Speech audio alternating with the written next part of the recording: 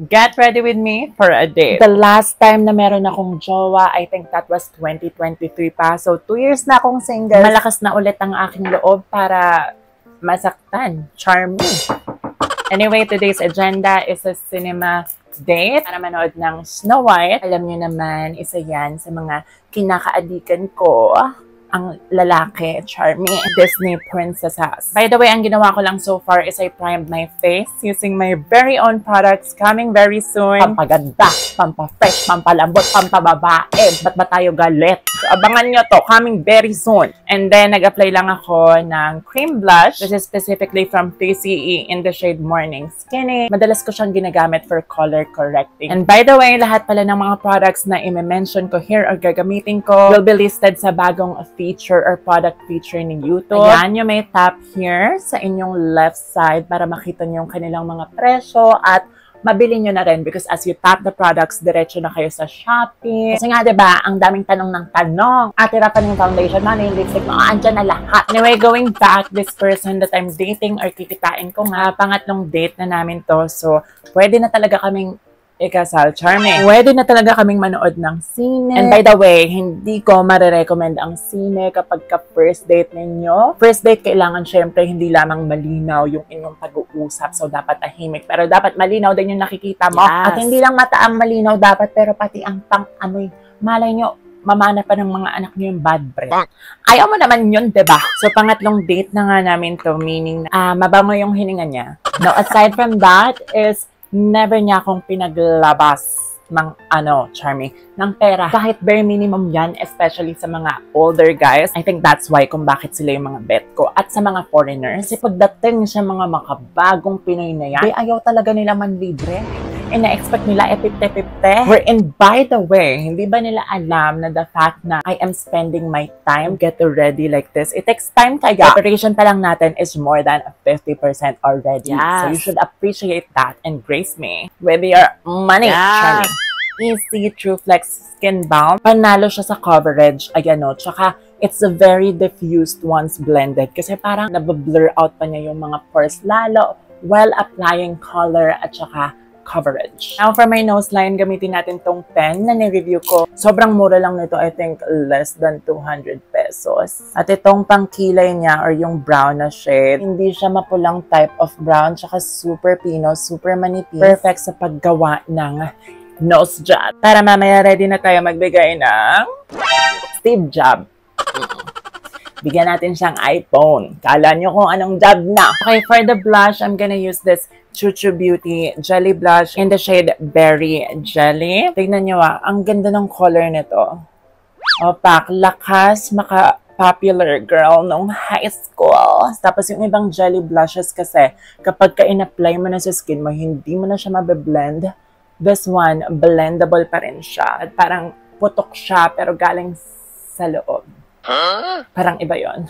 So, I'm just setting my face and baking using the Laura Mercier loose powder. Anyway, comment down below kung meron kayong mga worst dates or mga awkward moments sa dates because I wanna share this to you. Nangyari yung aking worst date. Hindi pa ako napapasok sa bahay ni Kuya pero trans na ako noon. Bale, nag-meet kami sa dating app. Tapos, ang weird sa dating app noon kasi hindi pa pwede mag-verify na ikaw talaga yung mga pictures na ginagamit mo. So, ang nangyari, hindi naman siya poster, pero yung mga pictures na ina-upload niya pala, sobrang Photoshop, sobrang inedit.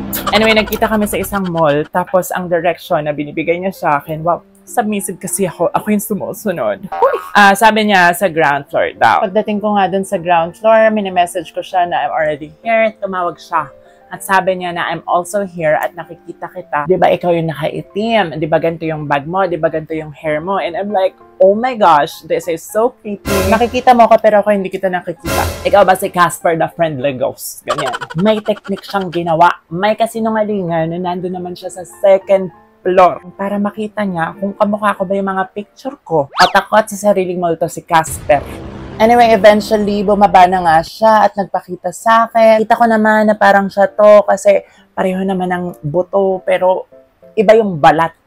At pwede niyong sabihin na dun pa lang red flag na, sana iniwan ko na kasi kung kaya niya magsinungaling doon, mas kaya niyang magsinungaling sa ibang mga bagay. But that time kasi I was still learning to be confrontational. Tsaka I don't want to be rude. Tapos sabi naman niya, libre niya yung kape. So magstay na lang doon. Not for him, but for the kape. Don't judge me kasi gumagamit ako ng mascarang pangpilik mata sa aking kilay. So ito yung ginagamit ko to make the hairs look bushy kasi the bushier the eyebrows, the younger you look. Anyway, pagdating nga namin dun sa coffee shop, I was pretending na interesado ako sa mga kwento niya tsaka sa mga joke niya kahit yung existence niya at pagmumukha niya yung pinaka-joke talaga. Pero alam niyo, totoo yung sinasabi nila yun na minsan kapag hindi para sa atin yung kasama natin or yung ine-entertain natin, yung katawan na natin mismo yung gustong umalis or parang nagre-reject sa kanya talaga. In short, ako ay nabalisaw sa.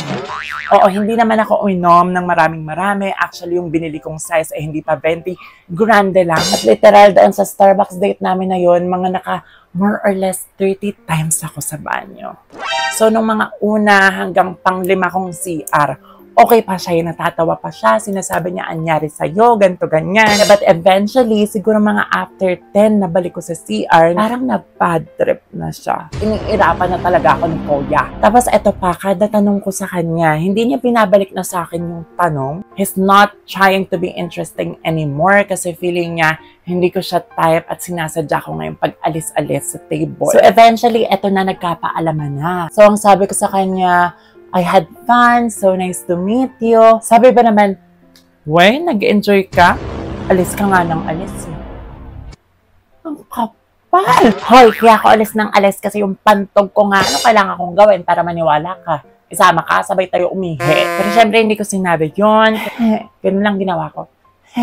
Tapos uwi. Anyway, alam nyo na, i-enjoy ko ulit yung paglalagay ng parang white eyeliner. Third date na to, so kailangan gising na gising tayo. Dilat na dilat tayo sa katotohanan. So, alam nyo, ever since I reviewed this, sobrang lagi ko na siyang ginagamit. Hindi lamang pang eyeshadow. Pero ito, gustong gusto ko this color as my contour. For the blush, ito na rin yung gagamitin ko. Yung kasama sa palette. Alam niyo yung intense na mga highlighter. Yung pang stage talaga, pang Gazini, Ganatos, ganon. Ito yung sikat na highlighter noon from Jaclyn Hill. Tingnan nyo yan. Lipstick part or lip liner part dito sa pencil na to. In fairness, dito gamit na gamit siya tonight. Then lipstick, I will use this from Clinique in the shade Bear Pop. It's this very neutral mauvey shade. Bago tayo magbihes, sabi kong lahat ng mga products na minention ko kanina ay nakalista dito sa left side ng inyong screen. Tap nyo lang yan, tapos kung bet nyo mag-check out, meron akong pa-promo code sa inyo. Yan ay RAFSHP 150 FF, wherein you can get 15% off kapag ginamit nyo nga yung aking code na yan. For the outfit, I wanna play with Snow White's colors. So I have here a ruffled top from Zara. At ito yung kanyang katerno na skirt. Pero meron pa akong isa pang option, a blazer na royal blue. Tignan natin. Oh, magic. Lakas baka Disney talaga. Parang hindi ko bet. Para akong a-attend ng Sona talaga. I think gagamitin ko na lang yung katerno ng skirt na to talaga. 3, 2, 1. Ha! Oh, cute! So I have the option to do it like this, na parang naka-ribbon lang siya dito sa harap, like. Pwede ko rin naman siyang ibukol dito sa likuran. Okay, parang mas gusto ko to. Parang mas Snow White to. Mukhang close naman si Snow White at saka si Belle. So I'm just gonna use my Kate Spade X Beauty and the Beast bag. Tapos meron ako nakasabit na Disney X Pop Mart Belle figure here. Super cute. Diba? For my shoes, nasa labas. Baka maglakad-lakad pa kasi kami after, so I'm just gonna wear flats. And for my perfume, I'm wearing Cosmic by Kylie Jenner. So there you have it. Medyo late na ako sa aking date. It's a wrap, and I will see you guys again soon. Bye, guys.